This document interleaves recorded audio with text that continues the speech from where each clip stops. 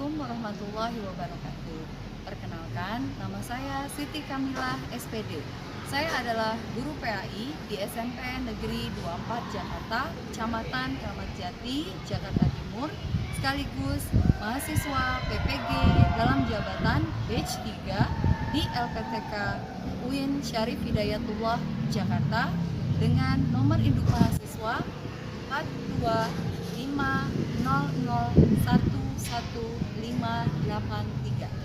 Hari ini, Selasa 7 Oktober tahun 2025, saya akan melaksanakan praktek pembelajaran di SMPN 24 Jakarta untuk uji kinerja di kelas 9 dengan materi mengapresiasi peradaban Daulah Utsmani. Selamat menyaksikan. Assalamualaikum warahmatullahi wabarakatuh. Waalaikumsalam warahmatullahi wabarakatuh. Apa kabar kalian hari ini? Alhamdulillah luar biasa. Allah Akbar. Oke, sudah siap belum belajar hari ini? Ya dahulu. Coba buku paketnya dipastikan ada di atas meja. Namanya sudah siap di atas meja? Oke, sekarang ibu mau cek kerapihan kalian. Kerapihan fisik kalian dan kerapihan kelas ini. Ya, alhamdulillah kelas ini sudah rapi dan bersih.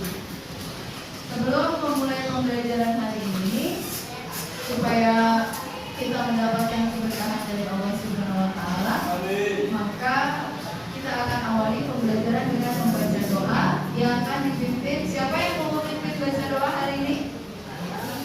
Siapa? Aziz? Oke, ya silakan Aziz. Kawan-kawan, kita sebelum belajar alhamdulillah mudah-mudahan terus agama dan masing-masing. Berdoa dimulai. Bismillahirrahmanirrahim. Raditu billahi rabban wa bil islami dinan wa bi Muhammadin nabiyya wa rasulah. Rabbi zidni ilma warzuqni fahma.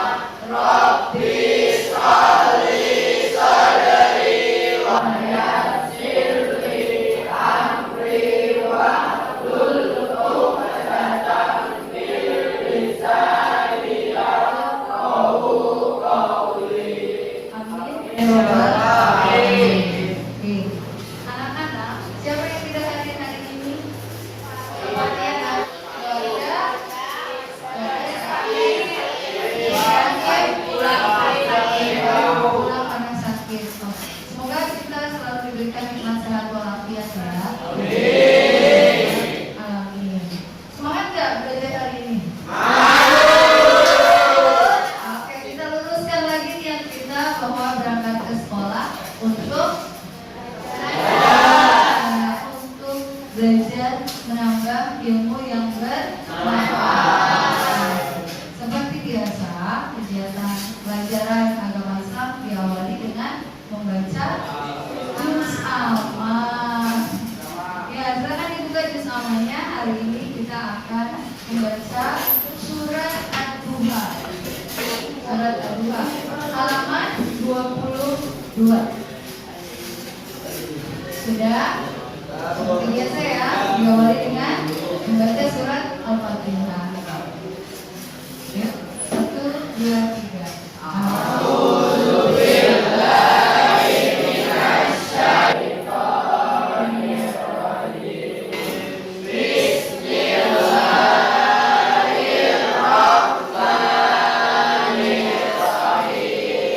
Wadduha wal laili idza saja.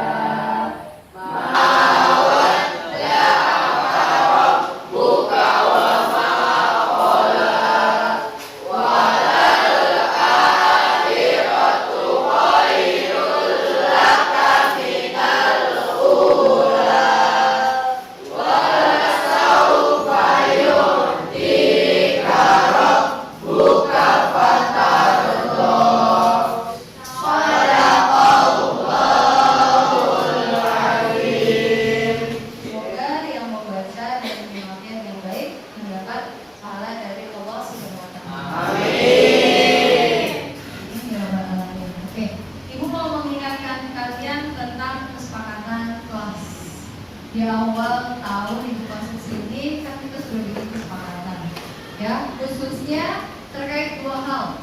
Yang pertama terkait izin ketika meninggalkan kelas. Jadi gimana bunyi kesepakatannya? Jika ingin meninggalkan kelas harus meminta izin kepada guru yang sedang mengajar. Oke. Terus yang kedua yang Ibu mau tekankan kepada kalian adalah terkait kegiatan pembelajaran di kelas. Harus fokus terhadap kegiatan pembelajaran di kelas. Jadi Ibu harapkan kalian tetap konsisten dengan kesepakatan kelas kita. Nah, masih ingat nggak Selasa lalu kita belajar apa? Tata cara menyembelih. Apa lagi yang dipelajari? Ketentuan hewan yang disembelih. Oke, yang lain? Ketentuan alat yang digunakan untuk menyembelih. Terus apa lagi? Ketentuan hewan. Apa? Ketentuan akikah. Terus apa lagi? Apa kan? Hikmah, kurban, dan akikah. Jadi semuanya total ada 6.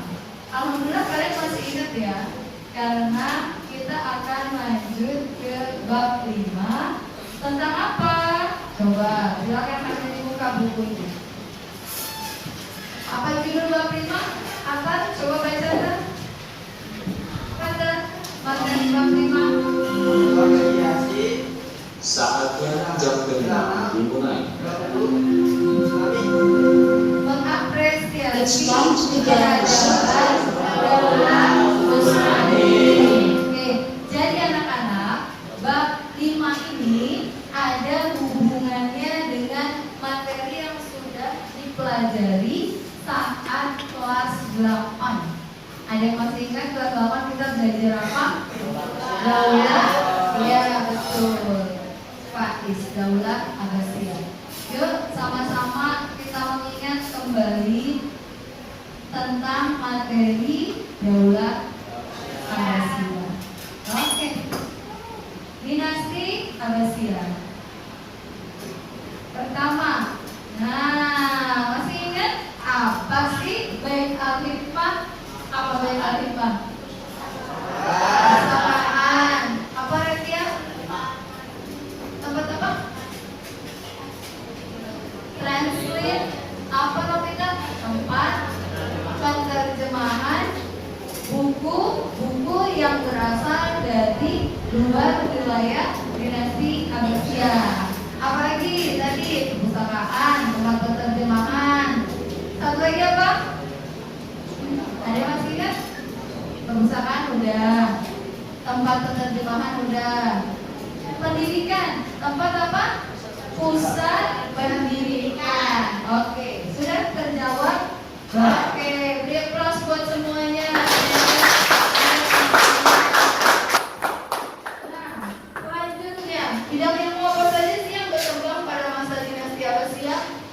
Ayo, ada yang namanya apa? Astronomi, kedokteran, ekonomi, politik, apa tadi ada bilang? Matematika, apa artinya? Kedokteran lagi. Ya, jadi bidang ilmunya ada apa? Jadi plus untuk kita semua. Masya Allah. Pelajaran 1 tahun yang lalu kalian masih ingat? Gak apa, kalau lupa-lupa sedikit, tapi masih lebih banyak ingatnya. Oke, anak-anak setelah ini kita akan belajar tentang Daulah Usmani. Artinya apa? Kita akan jalan-jalan nih ke benua lain. Apakah dengan mempelajari sejarah negara lain akan mengurangi rasa cinta kita terhadap negara Indonesia? Iya, tidak akan mengurangi rasa cinta kita terhadap negara Republik Indonesia. Oke, untuk menguatkan rasa cinta, ayo sama-sama kita menyanyi Tanah Airku.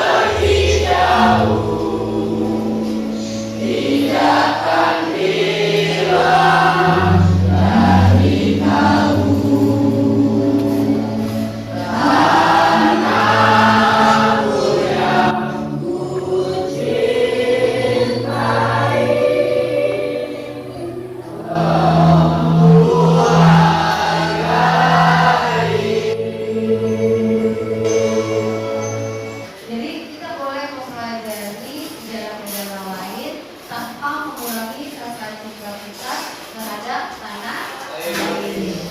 Yang ketiga, hari ini kita akan belajar tentang sejarah Daulah Utsmaniyah.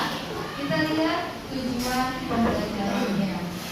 Ya, apa sih tujuan dari kita mempelajari materi bab 5 ini? Yang pertama adalah setelah mempelajari materi ini, diharapkan kalian mampu menjelaskan sejarah kejayaan Daulah Utsmaniyah. Itu yang pertama. Ya. Lalu yang kedua, kalian mampu menganalisis, melakukan analisa tentang kejayaan Daulah Utsmaniyah dalam 6 bidang: bidang politik, militer, ilmu pengetahuan, seni budaya, dan agama. Dalam bentuk apa? Dalam bentuk karya mind mapping. Dan yang berikutnya, tujuannya adalah kalian mampu bersikap apresiatif, kreatif, dan kolaboratif dalam mengerjakan proyek kelompok. Jadi harus saling mengapresiasi hasil kerja temannya, kreatif, benar-benar bekerja sama, ya, yang bisa gambar, benar-benar dikerahkan kemampuan menggambarnya, dan mampu bekerja sama dengan baik dalam proyek kelompok. Bisa semuanya? Bisa. Insya bisa ya. Oke, sekarang kita akan menyaksikan tayangan video tentang Daulah Utsmaniyah. Sejarah keragaman Daulah Utsmaniyah. Awal berdirinya dinasti Utsmani. Dinasti Utsmani atau Kekaisaran Turki Ottoman didirikan oleh Osman I pada abad ke-13 di Anatolia. Osman I adalah seorang pemimpin Turki yang berasal dari suku Oghuz, yang merupakan salah satu suku bangsa Turki yang mendiami kawasan Anatolia. Nama Utsmani sendiri berasal dari nama Osman I yang dianggap sebagai pendiri dinasti ini.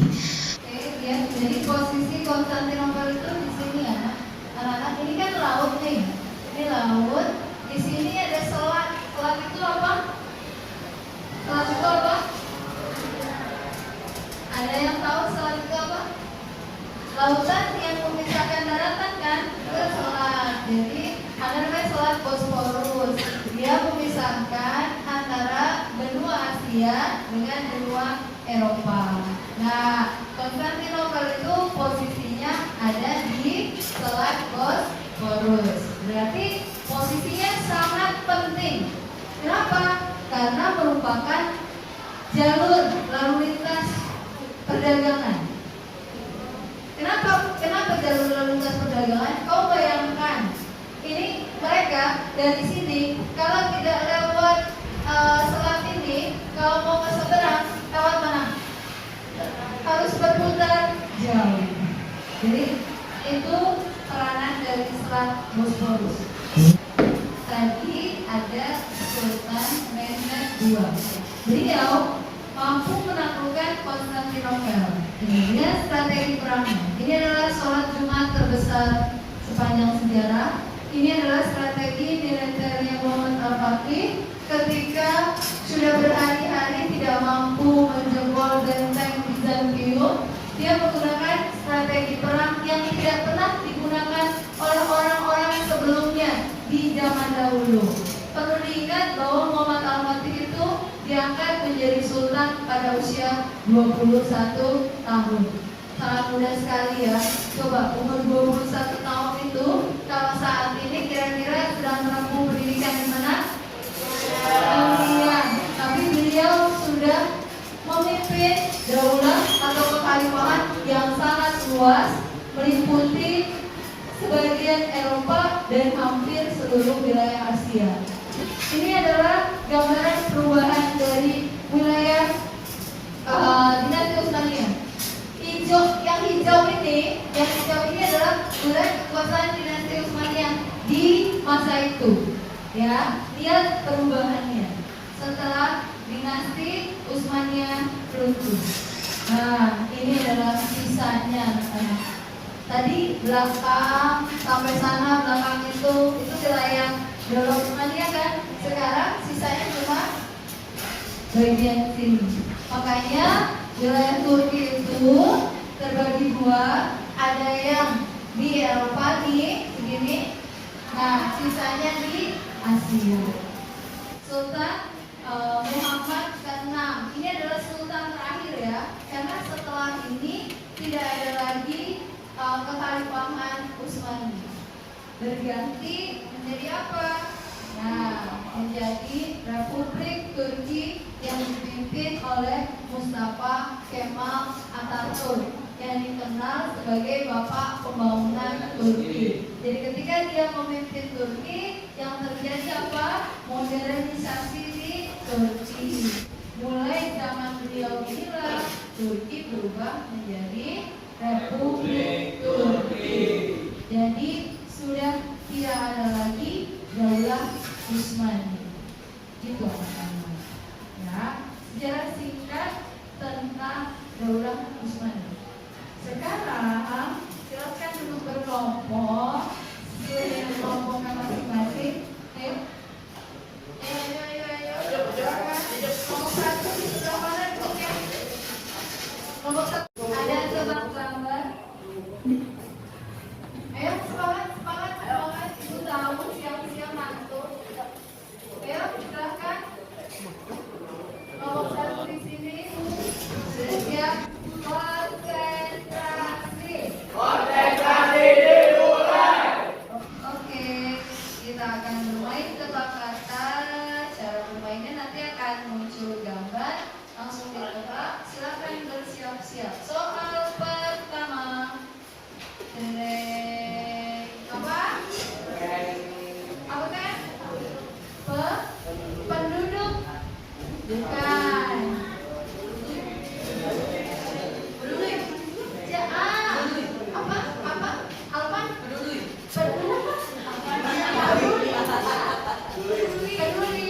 Peduli. Coba kita cek ya apakah benar peduli.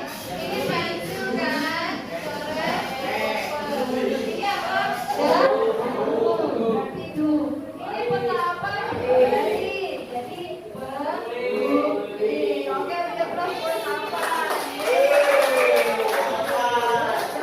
Semua perwakilan kelompok silakan maju ke depan. Langsung ambil saja ya. Jadi tidak berdasarkan urusan kelompok, tapi boleh mengambil. Oke, langsung.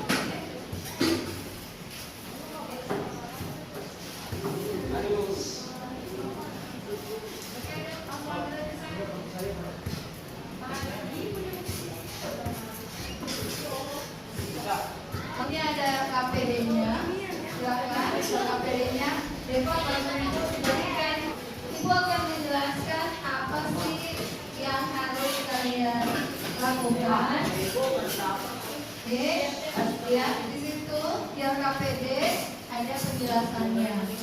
Ya, tujuan pembelajarannya adalah kamu mengidentifikasi bidang-bidang penting yang tadi sudah dibagikan. Ya, ada yang dapat politik, militer, ilmu pengetahuan, apalagi seni, arsitektur, ekonomi, dan ada yang dapat agama. Kemudian yang harus dilakukan adalah menyusun mind mapping atau peta konsep, ya, membuat mind mapping atau peta konsep terkait salah satu bidang tersebut. Tunjukkan ya contohnya ya. Ini anak-anak. Nah, perhatikan nih. Adakah penjelasan-penjelasan? Tidak ada. Jadi poinnya saja. Kalau militer berarti di tengahnya ditulis militer, politik, agama. Nah, nanti subnya bagaimana kondisi militer saat itu. Nah, apa yang kamu soroti itulah yang menjadi cabang-cabangnya. Jadi kita bicara simbol. Itu yang paling sederhana. Ada mind mapping yang sedikit rumit. Ini contohnya. Nah, kalau jago gambar pakai simbol seperti ini. Jadi kalau misalkan terkait apa tadi pendidikan, simbolnya apa tadi? Toga misalkan, gitu kan? Kalau misalkan keagamaan, boleh ditaruh apa? Gambar apa? Al-Quran. Bisa kalau mau gambar, bisa gambar Al-Quran. Jadi simbol, tulisan, simbol, tidak ada penjelasan. Paham? Oke, silakan mulai bekerja. Yang mau mengakses materi silakan diambil ke depan. Di mana? Di sini aja ya. Oke, ini juga di sini ada kelompok. Coba ketua kelompoknya maju. Politik, siapa politik? Saya, Bu. Oke. Ini kan ada yang tidak bawa spidol? Ini boleh pinjam berganti ya. Oke, itu akan berkeliling sambil mengecek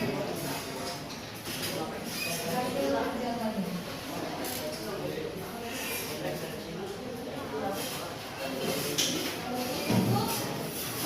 Yang untuk buku dan bahan informasi tambahan.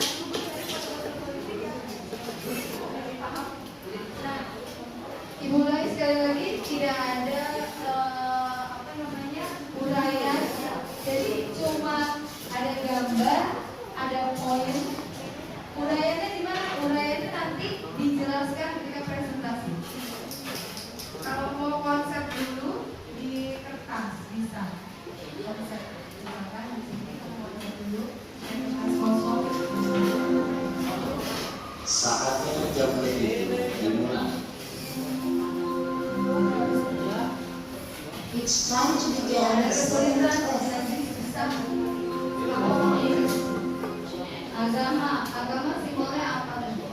Kalau tidak tahu atau boleh tengahnya nggak usah pakai simbol, tulisan aja. Nanti di cabangnya baru ada simbolnya.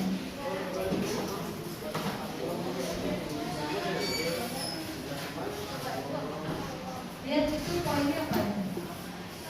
Kalau kamu kesulitan untuk menggambar, boleh seperti mind mapping yang pertama tadi. Jadi dibedakan warnanya aja. Jadi cabang 1 biru, cabang 1 ungu. Mau seperti itu. Jadi misalkan hanya satu gambar, satu simbol di tengah cabang. Tapi itu besar ya. Jadi harus nampak, terlihat jelas dari jauh. Tidak ada penjelasan di mind mapping ya. Tidak ada penjelasan di mind mapping. Hanya poin-poinnya saja. Karena mind mapping itu kan tentang konsep. Jadi kayak kamu melihat, terus kamu tuh ingat bentuknya. Bahwa oh kalau apa namanya arsitektur itu yang diingat masjid. Berarti saat itu banyak masjid-masjid besar. Terus apa? Kaligrafi. Berarti saat itu berkembang kaligrafi itu. Jadi kamu bisa menjelaskan ketika kamu melihat gambar. Ya. Jadi tanpa menuliskan penjelasan di situ, hanya dengan melihat gambar, kamu bisa paham makna dari gambar tersebut. Kalian punya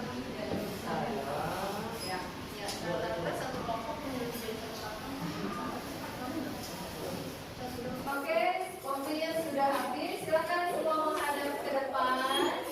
Ya, presentasi hasil kerja kelompok akan dimulai dari kelompok 1 di bidang politik. Oke, beri aplaus untuk kelompok 1.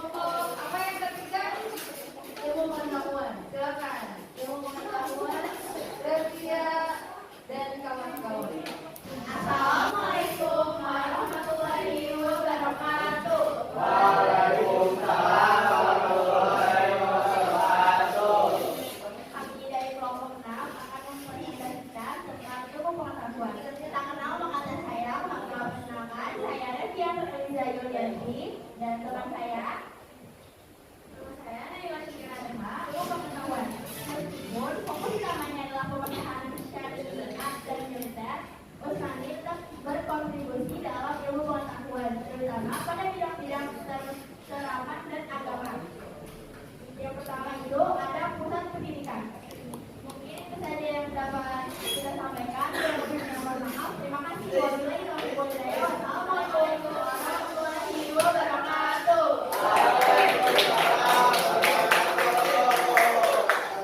Terima kasih rekan dan kawan-kawan. Berikut untuk kelompok Rektia. Ini ilmu pengetahuan yang terkenal adalah adanya madrasah. Oke, selanjutnya bidang ekonomi.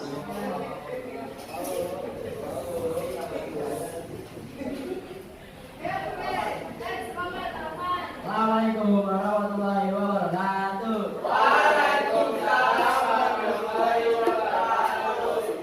Kami dari kelompok ekonomi Usmani merupakan perpaduan antara model komando terpusat, kontrol perdagangan, dan pertanian berbasis feodal. Perdagangan global. Usmani menguasai jalur perdagangan darat dan laut utama, termasuk jalur sutra dan jalur rupa yang menghubungkan India dan Eropa. Kontrol atas rute ini terutama setelah penaklukan Mesir pada tahun 1117 menghasilkan pendapatan bea cukai yang besar. Sekarang dari kelompok ekonomi. Wassalamualaikum warahmatullahi wabarakatuh. Waalaikumsalam warahmatullahi wabarakatuh. Yang untuk kelompok ekonomi. Penghubung antara Eropa dan Asia yang disebut dengan nama jalur Sud. Anak-anak tadi semua sudah menyimak 6 presentasi kan? Coba kita review sedikit poin-poin penting dari 6 bidang tadi.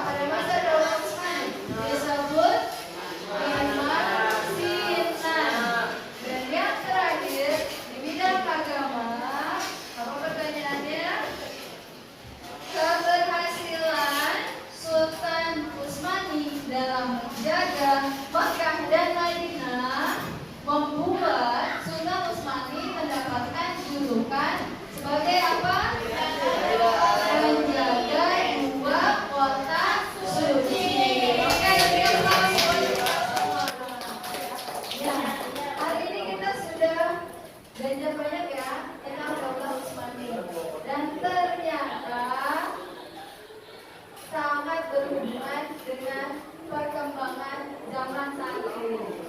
Banyak istilah-istilah yang ternyata berasal dari zaman Daulah Utsmani. Paham semuanya kita materi hari ini? Oke.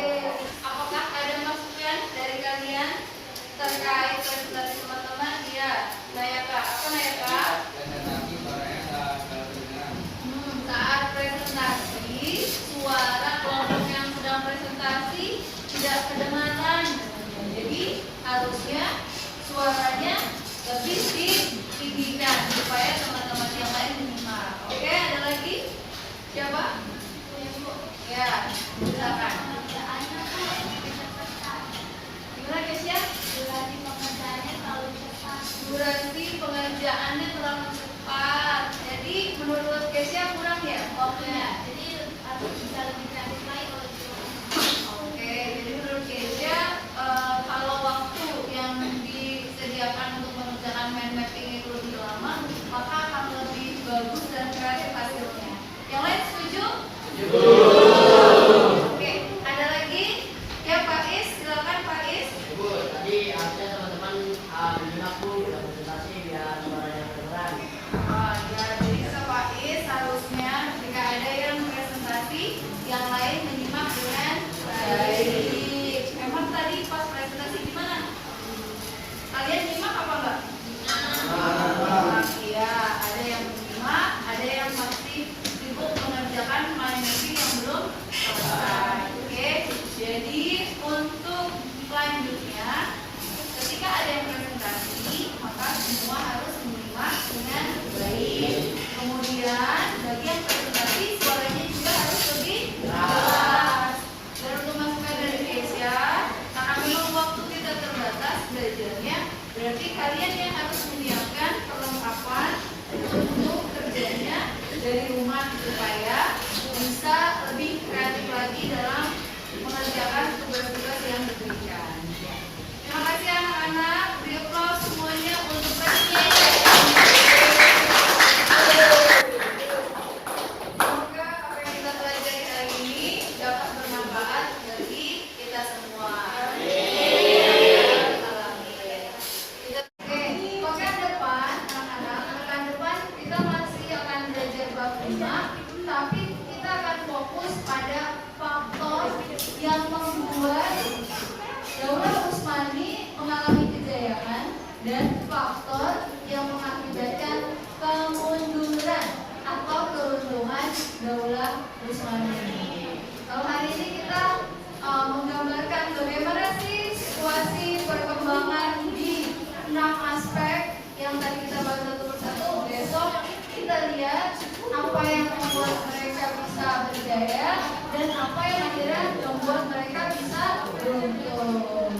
Oke, alhamdulillah pembelajaran hari ini sudah selesai. Sama-sama kita tutup dengan membaca hamdalah.